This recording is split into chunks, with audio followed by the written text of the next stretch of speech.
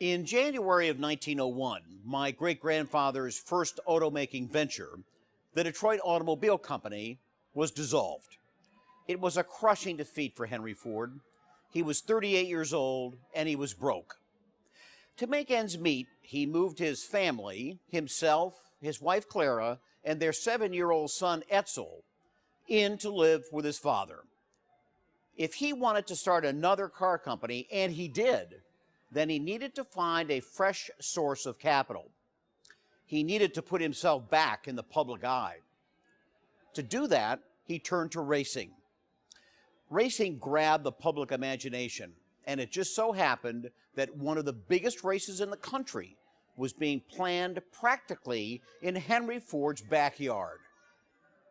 On October 10th, 1901, the Detroit Driving Club was hosting a nationally advertised 25-lap event at the Grosse Pointe Blue Ribbon horse racing track.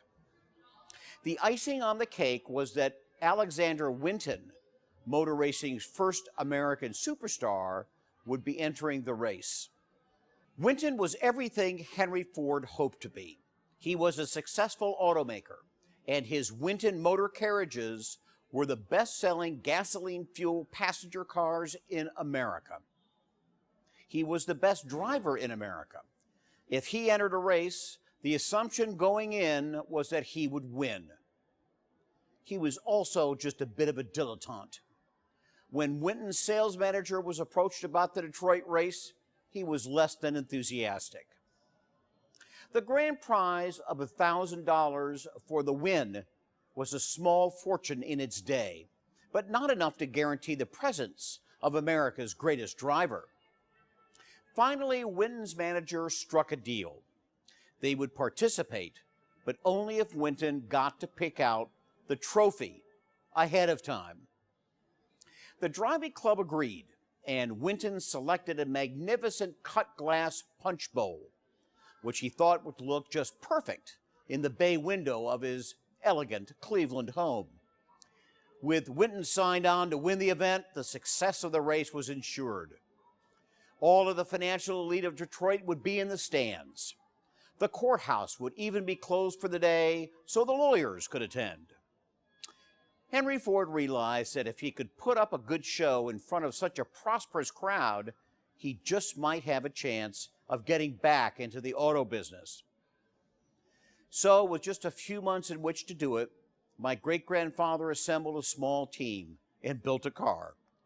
It stood high off the ground on 28-inch wheels and looked like a cross between an oversized baby carriage and a small grand piano.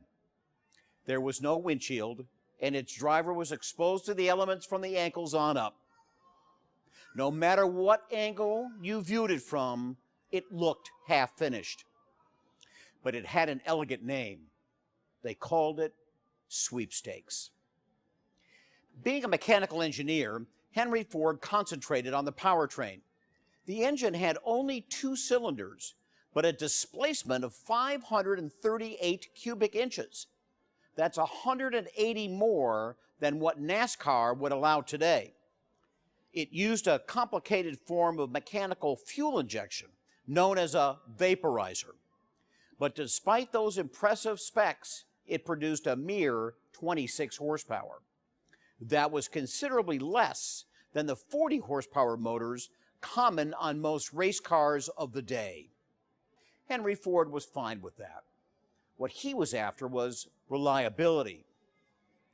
110 years ago, race cars were driven by 2-man crews, and the second crew member was the mechanic, responsible for fixing the car, often on the fly, when it threatened to break down. The Achilles heel of engines of that day was usually the ignition, and Henry Ford had designed his system around a new form of spark coil, using an insulator built to his specifications by a local dentist and made from denture ceramic. It really was a precursor of the modern-day spark plug. I don't think it was ever Henry Ford's intention to win the race. Since he couldn't afford to hire anyone, he was going to have to drive his own car. He had never gone racing before, and he was up against the greatest driver in the country. Winning under those conditions would be unthinkable. Speed trials conducted on the public streets of Detroit showed that sweepstakes topped out at 72 miles an hour, 6 miles faster than the automotive speed record at the time. Henry Ford realized that he actually had a hope of winning in October, if only he could figure out what to do with all that speed. So he asked a local bicycle racer to give him pointers on how to apex through a turn. When the day of the great race came, 8,000 spectators packed the grandstands and lined the fences of the track.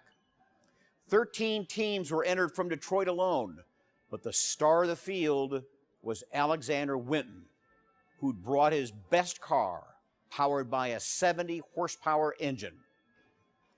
The promoters had planned a full day of racing, which was probably a bad idea, because by the time the main event came around, only Winton, my grandfather, and one other competitor were running well enough to drive under their own power to the starting line. The driving club decided at the last minute to change the feature from a 25-lap endurance race to a 10-lap sprint. The starting gun was fired, and Winton, as expected, took an early lead. But sweepstakes, while less powerful, was also considerably lighter than its competitors, and it began to catch up. By the 7th lap, Henry Ford was hot on Alexander Winton's tail. And then on the 8th lap, it happened. Winton's car began to sputter and misfire. As the pair came off the 4th turn and hurtled down the front straight, Henry Ford made the pass and put Alexander Winton in his dust. It was a thrilling moment. It was an historic moment, a moment that identified Ford as a winner worth watching, and it scared the living daylights out of my great-grandfather. After he drove into the winner's circle, into a great crowd of spectators, willing to back him in any venture that involved wheels, the first words out of his mouth were, "Never again." The promoters presented him with his $1,000 check. Then they brought him out the trophy and handed him the elegant cut glass punch bowl. Picture that. Henry Ford looked at that bowl in his hands. He knew the story behind it and knew how much Alexander Winton desired it. The man had picked it out specifically for a place of honor in his home. And Winton was standing right there, watching the victory ceremonies. So knowing how very much that beautiful punch bowl meant to his rival, my great-grandfather did what any racing professional worth his salt would do. He took it home and smiled every time he looked at it for the next 46 years.